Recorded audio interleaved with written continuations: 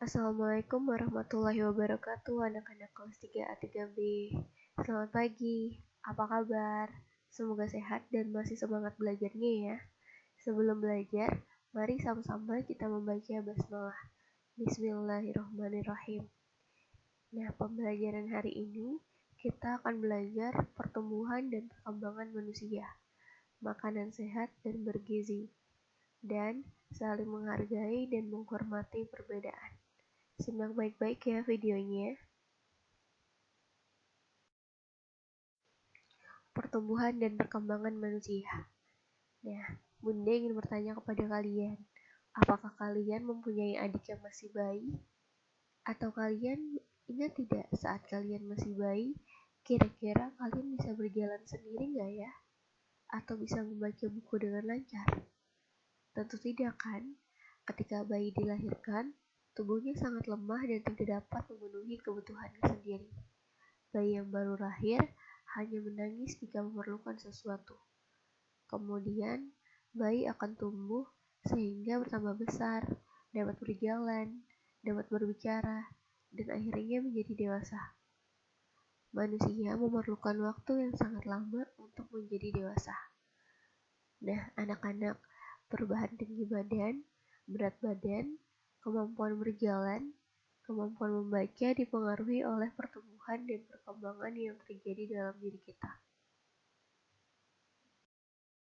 Nah, apa sih pertumbuhan itu? Pertumbuhan atau tumbuh adalah bertambahnya ukuran berat badan dan tinggi badan. Apa itu perkembangan? Perkembangan adalah perubahan kecakapan, kematangan fisik, emosi, dan pikiran menuju kedewasaan. Meskipun memiliki usia yang sama, pertumbuhan dan perkembangan kalian berbeda-beda. Pertumbuhan dan perkembangan kalian dipengaruhi oleh faktor makanan. Misalnya, ada yang suka makan makanan sehat dan bergizi, ada yang tidak. Nah, makanan yang baik untuk pertumbuhan dan perkembangan adalah makanan yang bersih, sehat, dan bergizi. Makanan sehat adalah makanan yang mengandung gizi seimbang, kaya akan serat, serta mengandung zat yang dibutuhkan untuk pertumbuhan dan perkembangan tubuh. Makanan sehat juga mengandung karbohidrat, protein, mineral, vitamin, dan lemak. Contoh makanan sehat yang memenuhi kriteria 4 sehat 5 sempurna.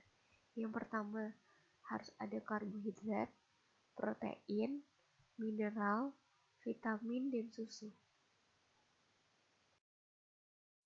Pengelompokan makanan sehat ada 3. Yang pertama, makanan pokok. Mengandung zat tepung atau karbohidrat yang berguna untuk menjaga energi dan meningkatkan energi. Contoh, bahan makanannya ada gandum, jagung, nasi, singkong, dan sagu. Yang kedua, lauk pauk. Makanan yang mengandung protein dan lemak. Contoh bahan makanannya ada daging sapi, ikan, telur, dan tempe. Yang ketiga, sayur dan buah. Sayur dan buah adalah makanan yang mengandung vitamin dan mineral untuk pembentukan tulang dan gigi, dan menjaga tubuh agar tidak terkena penyakit. Contoh bahan makanannya ada kangkung, buncis, dan bayam.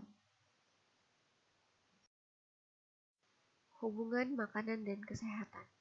Makanan bergizi adalah makanan yang mengandung zat-zat yang diperlukan oleh tubuh. Zat makanan memiliki 3 fungsi. Yang pertama, penghasil energi.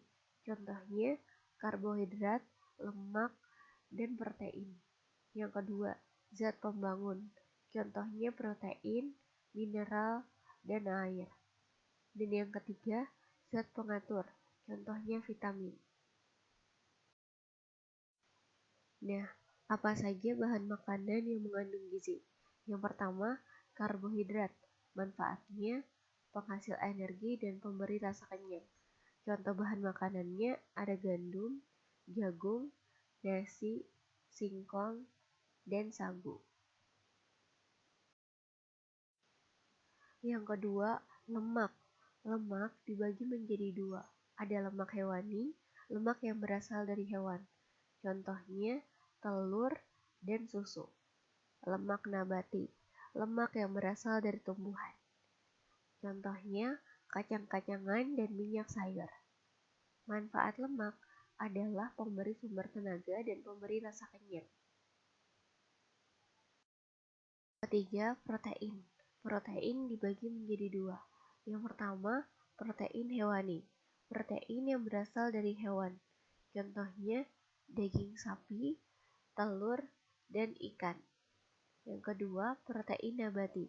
Protein yang berasal dari tumbuhan. Contohnya, kacang-kacangan dan tempe. Manfaat protein adalah membangun sel dan mengganti sel-sel yang rusak. Yang keempat, mineral. Ada 6 macam mineral yang dibutuhkan oleh tubuh. Yang pertama, kalsium atau zat kapur. Manfaat zat kapur dalam tubuh adalah pembentukan tulang dan gigi. Contoh bahan makanannya ada bayam. Yang kedua, fosfor. Manfaat fosfor dalam tubuh adalah membentuk tulang dan gigi serta menjaga keseimbangan cairan tubuh. Contoh bahan makanannya ada daging sapi. Yang ketiga, zat besi. Manfaat zat besi adalah pembentukan hemoglobin dalam darah. Hemoglobin berguna untuk mengangkut oksigen ke seluruh tubuh. Contoh bahan makanannya ada telur. Lalu yang keempat ada yodium. Manfaat yodium bagi tubuh sebagai pembentuk hormon tiroksin yang dihasilkan oleh kelenjar gondok. Contoh bahan makanannya ada garam dapur. Yang kelima, flour. Manfaat flour adalah mencegah karies gigi. Contoh bahan makanannya adalah teh. Yang keenam, ada air. Air di dalam tubuh berguna untuk mengatur panas tubuh, mengangkut sisa pembakaran, dan membentuk cairan tubuh. Contoh bahan makanannya ada air putih. Setelah mineral ada vitamin. Manfaat vitamin adalah untuk memperlancar proses metabolisme dalam tubuh. Ada 6 macam vitamin dan kegunaannya. Vitamin A, manfaatnya untuk membantu proses penglihatan, membantu proses pertumbuhan. Contoh bahan makanannya ada wortel. Yang kedua, vitamin B. Manfaatnya mencegah penyakit beri-beri dan menambah nafsu makan. Contoh bahan makanannya ada telur. Yang ketiga, vitamin C. Mencegah gusi berdarah, memperkuat daya tahan tubuh terhadap bibit penyakit. Contoh bahan makanannya ada jeruk. Lalu yang keempat ada vitamin D. Membantu pembentukan tulang dan gigi. Contoh bahan makanannya ada pisang. Yang kelima, vitamin E. Menghaluskan kulit dan mencegah kerontokan rambut. Contoh bahan makanannya ada susu. Dan yang keenam, vitamin K. Membantu proses pembekuan darah. Contoh bahan makanannya ada daging ayam. Nah, dari penjelasan pembelajaran tentang makanan sehat dan bergizi, apakah ada makanan kesukaan kalian? Tentu ada bukan? Dan pasti makanan kesukaan kalian berbeda-beda. Nah, ternyata selain dari faktor makanan, pertumbuhan dan perkembangan kalian juga dipengaruhi oleh faktor kebiasaan. Apa sih kebiasaan itu? Kebiasaan adalah suatu kegiatan yang sering kalian lakukan. Apa aja ya? Contohnya, kegiatan yang kalian lakukan di pagi hari, siang, sore, dan malam hari. Pasti berbeda-beda. Dan jangan lupa, dalam setiap kegiatan, untuk selalu berdoa agar selamat. Dan meskipun kegiatan yang kita lakukan berbeda-beda, kita harus tetap menghargai dan menghormati perbedaan. karena perbedaan adalah karunia Allah Subhanahu wa Ta'ala. Nah, tahukah kalian, ternyata sikap saling menghargai dan menghormati mencerminkan sila kedua, yaitu kemanusiaan yang adil dan beradab. Apa ya lambangnya? Ya, lambangnya adalah rantai. Nah, salah satu sikap saling menghargai dan menghormati adalah menghormati orang yang ada di sekitar kita. Yaitu siapa ya? Tetangga dan teman kita. Contohnya, dengan memberi pujian apabila ada teman yang berprestasi, bersikap sopan dan santun kepada teman. Juga toleransi atau menghargai orang yang berbeda agama, suku, dan bangsa agar tercipta kesatuan dalam masyarakat. Nah, anak-anak, sekian pembelajaran kita hari ini. Sebelumnya, mari sama-sama kita membaca hamdalah. Alhamdulillahirabbil alamin. Sampai jumpa ya di pembelajaran selanjutnya.